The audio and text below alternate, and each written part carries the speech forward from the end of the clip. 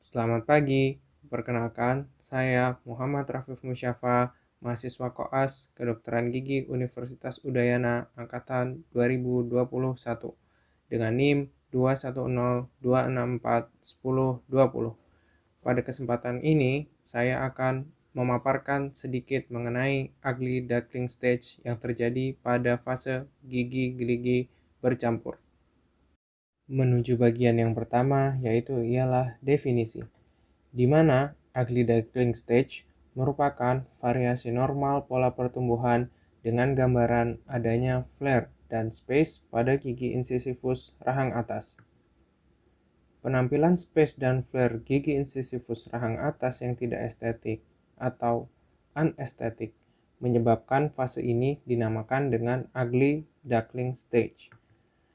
Pertama kali, ugly duckling stage dikemukakan oleh Broadbent pada tahun 1941 dan dikenal sebagai Broadbent phenomenon.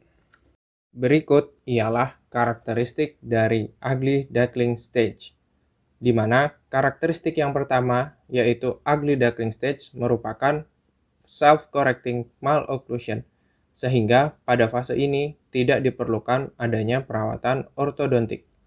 Karakteristik yang kedua ialah ugly duckling stage terjadi pada anak dengan rentang usia 7-14 tahun.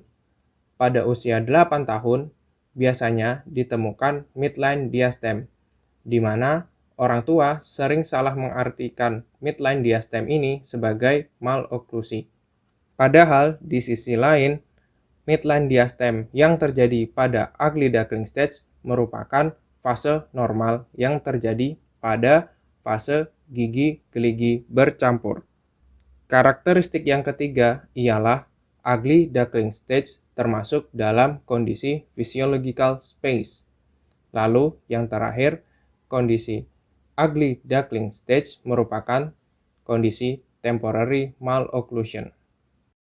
Selanjutnya ialah gambaran klinis dari ugly duckling stage, di mana pada gambar A dapat dilihat bahwa terdapat gambaran senyum anak usia 9 tahun, di mana pada gambar tersebut tanpa adanya space pada gigi incisivus maxilla. Pada gambar B terlihat adanya space pada gigi incisivus sentral dan gambaran flare yang terjadi pada masing-masing incisivus lateral, baik sebelah kanan maupun kiri.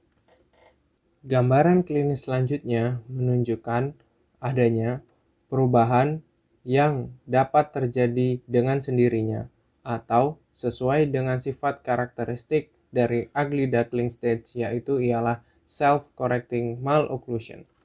Berikut ialah gambaran radiografis panoramik ugly duckling stage, di mana pada gambaran radiografi tersebut terlihat adanya gambaran radiografi gigi yang mengalami flaring pada gigi incisivus rahang atas dan terdapat space di antara gigi incisivus lateral dan sentral rahang atas.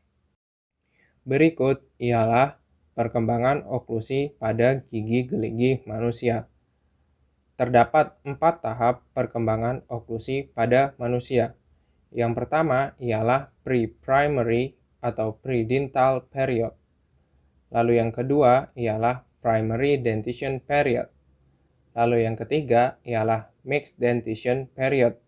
Pada fase ini, ugly duckling stage terjadi. Lalu yang terakhir ialah permanent dentition period. Fase yang pertama ialah pre-primary atau pre-dental period, di mana fase ini terjadi pada rentang waktu kelahiran hingga usia 6 bulan. Pada fase ini, rahang belum terdapat gigi geligi. Gampet pada maksila lebih lebar dan lebih panjang dibandingkan gampet pada mandible. Posisi normal gampet yaitu bersentuhan pada regio molar pertama dan terdapat open bite pada bagian gigi geligi anterior yang digunakan untuk menyusui. Fase yang kedua ialah primary dentition period, di mana pada fase ini gigi geligi decidui mulai erupsi dari umur 5 sampai 6 bulan dan selesai pada umur 2 sampai 3 tahun. Terdapat beberapa peristiwa penting pada fase primary dentition period. Yang pertama ialah adanya physiological space atau developmental space, di mana space ini berada di antara gigi geligi decidui. Space ini bertujuan agar pada saat gigi geligi permanen tumbuh tidak menimbulkan crowding pada rahang. Peristiwa selanjutnya ialah adanya primate atau simian anthropoid space. Primate space ini terdapat pada mesial caninus rahang atas dan distal caninus rahang bawah.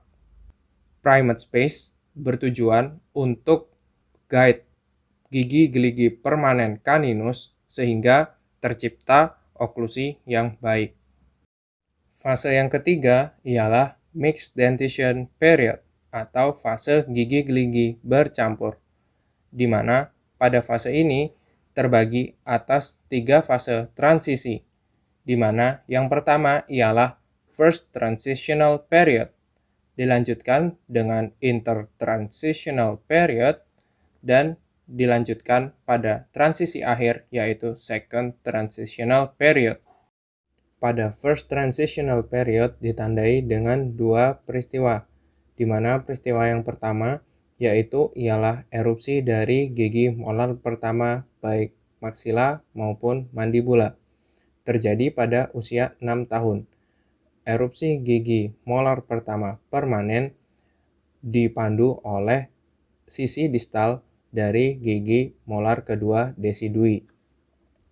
Peristiwa selanjutnya yang terjadi pada first transitional period yaitu ialah pergantian semua incisivus decidui menuju incisivus permanen. Pada fase intertransitional period merupakan fase yang cenderung stabil dan tidak ada major event pada fase ini. Pada second transitional period terjadi pergantian caninus dan molar decidui. Perlu diketahui, ugly duckling space atau ugly duckling stage terjadi pada fase ini, yaitu mixed dentition period. Yang terakhir ialah fase permanent dentition period, di mana pada fase ini seluruh gigi geligi pada rongga mulut telah terdapat gigi geligi permanen dan seluruh gigi geligi decidui telah terganti.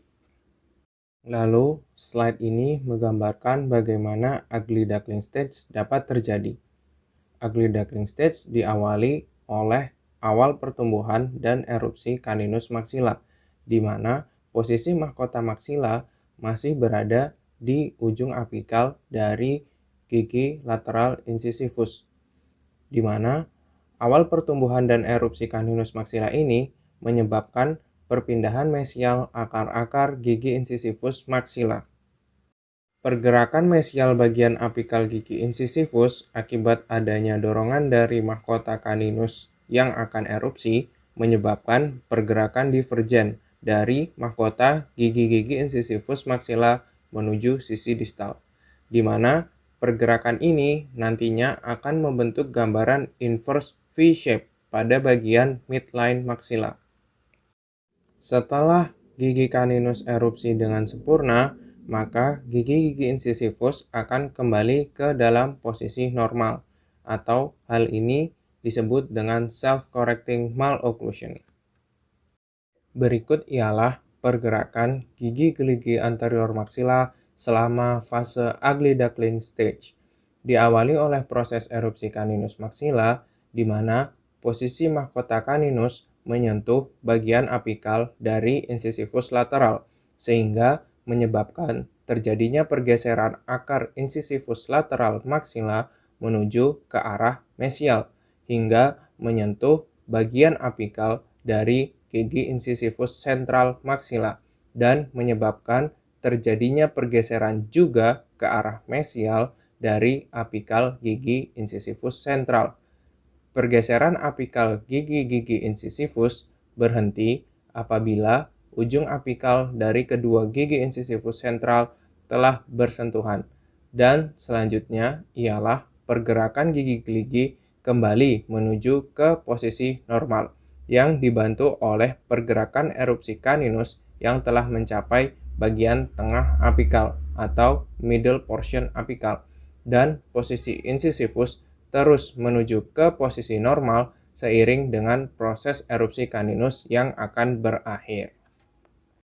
Mengapa ugly duckling stage ditemukan pada rahang atas atau maksila?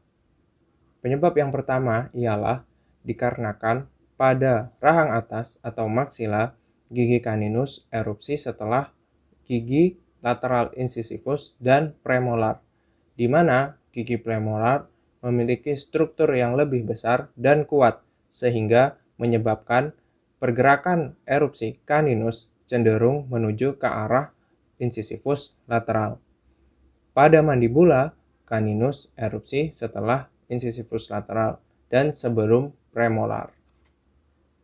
Berikut ialah clinical consideration selama fase ugly duckling stage, di mana pada fase ugly duckling stage tidak diperlukan perawatan ortodontik pada fase ini karena nantinya dapat mengakibatkan gangguan terhadap pola erupsi normal caninus apabila dilakukan perawatan ortodontik.